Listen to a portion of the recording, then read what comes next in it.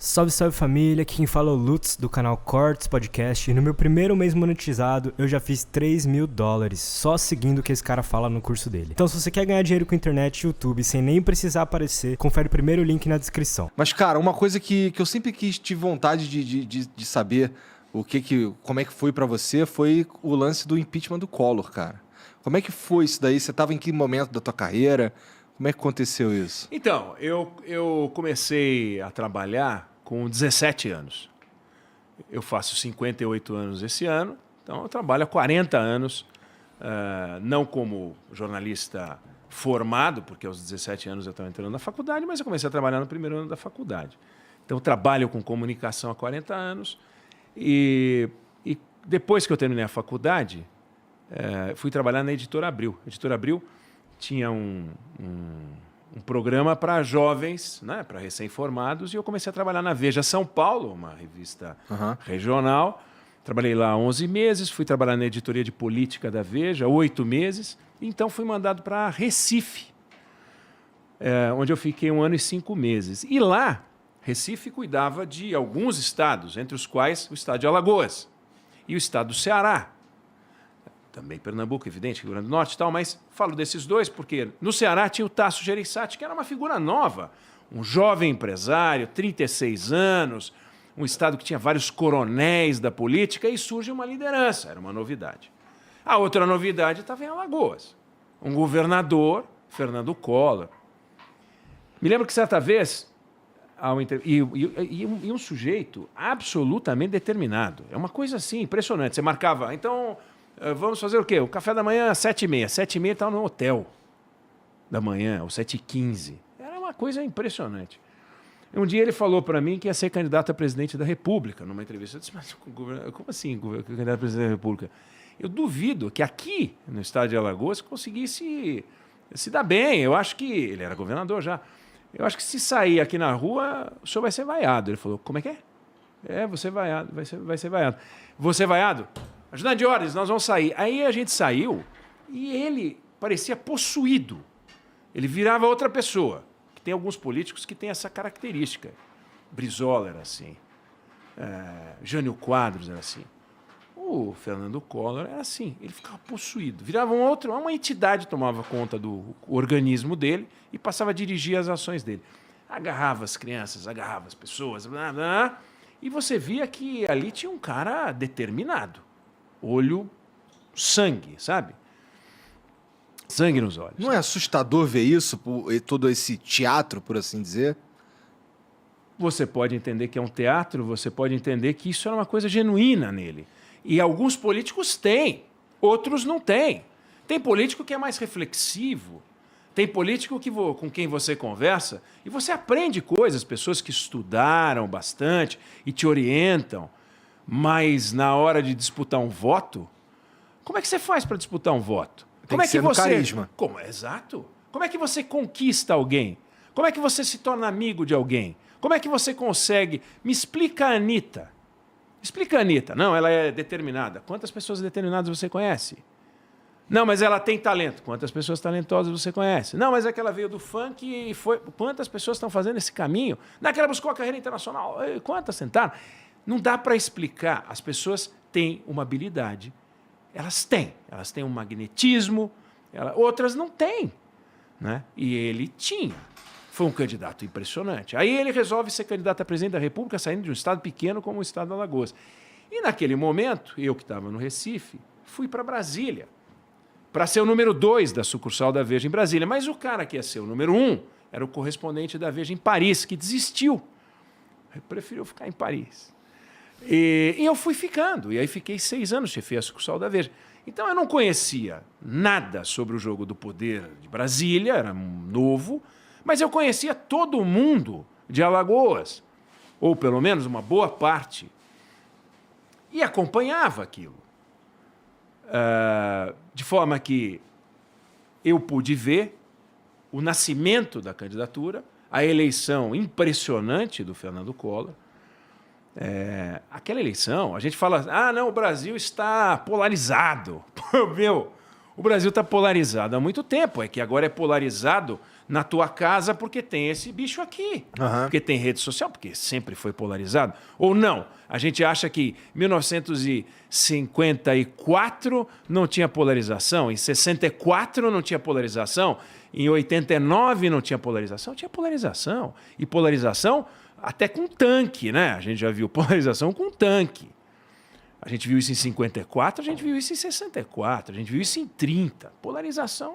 Bom, aí ele ganha a eleição, Igor. Por que a eleição dele foi tão impressionante, Eduardo? Porque, assim, você diria que teve uma influência da mídia? Ou o que tornou tão interessante Bom, assim? primeiro, a gente vinha de... A última eleição direta tinha sido em 1960. Aham. Para você votar na eleição de 1960, Igor, você tinha que ter 18 anos. Então você teria que ter nascido em 1946.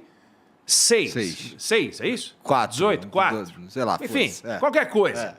42, pô. Não estamos Não, aqui em pra estudar 42. matemática. Em 1942. É óbvio, pô. 1942. Tá. Então, só quem tem 80 anos, nós estamos em 2022, só quem tem 80 anos votou numa eleição a mais do que os caras que puderam votar em 89. Então, você tinha um represamento de voto. De repente, você teve a chance de ver um presidente novo, que era o Tancredo Neves. As diretas já tinham fracassado. O movimento das diretas já não deu certo, mas estava aquele calor. Aí vem o Congresso, enfim, vem a eleição do Tancredo, morre o Tancredo. Você diz, bicho. Aham. Aí vem o Sarney. Você fala, bom, e agora? Agora a primeira eleição direta. Aí surge Brizola. Você pega aquele cardápio de candidatos, aqui tem um cardápio de coquetéis, né? Aham. Você pega aquele cardápio de candidatos, Igor. Mário Covas, Ulisses Guimarães, Brizola, Guilherme Afife Domingos, Collor, Lula. E ali estava complicado. O Lula passou para o segundo turno com 500 mil votos a mais do que o Brizola. E foi para o segundo turno. Tem gente que diz, olha, se o Brizola fosse para o segundo turno, não sei não. Então era um fenômeno, havia um fenômeno. Aí muita gente diz, não, mas a edição que foi feita do debate do Lula com o Collor pela Globo decidiu tudo. Uhum. Não, peraí, quem que botou o Collor no segundo turno? A Globo? Não foram os milhões de votos? E quem botou o Lula no segundo turno? A não Globo? Não foram os milhões de votos? Não é assim também, tudo muito simples, sabe? Não, foi aquela edição que viabilizou tudo. Não. Tá. Ele realmente ganhou aquele debate. Agora, não há dúvida que aquela edição mostrou, deu ênfase às virtudes dele e deu menos destaque aos erros dele, mas ele teve muito mais acertos, muito mais virtudes do que erros naquele debate. Não tem a menor dúvida. Se você reassistir, está na internet. É impressionante. Aí ele ganha. Ele começa um discurso liberal que a gente não está acostumado a ver no Brasil. Quem é que está acostumado a ver um discurso como aquele? Ele falava em abertura de mercado, ele falava um monte de coisa, deixava todo mundo embevecido. O presidente americano era o George Bush. A Thatcher estava em Londres. Entendeu? O Papa era o João Paulo II. Aí ele vem com esse discurso, o mundo fala, nossa, uma novidade nos trópicos e é liberal. Mas sem as discussões comportamentais, que ele era um pouco mais flexível até, né? Preocupado com o meio ambiente. Ele fazia um discurso que os caras falam, não, esse cara... Caçador de Marajá. Caçador de Marajá. Você fala, não, peraí, perfeição tem nome, é Fernando Collor, né? Mas durou quanto tempo isso? Aí começa a aparecer as denúncias, pá. A primeira denúncia forte, quem faz é o irmão, que eu conhecia, que a equipe da Veja conhecia. Quando vem a primeira denúncia do Pedro Collor, você fala, eu não acredito, é inacreditável. Caiu na Veja, não é por outro motivo, é porque a gente estava lá.